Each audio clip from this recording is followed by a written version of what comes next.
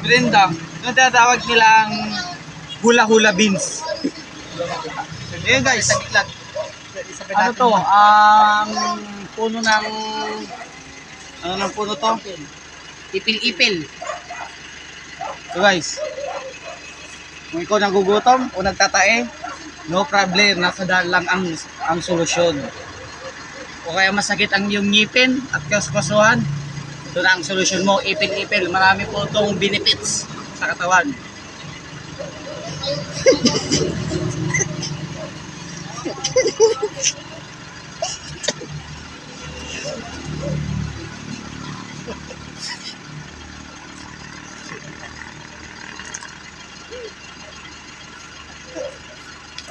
Hirap balatan guys.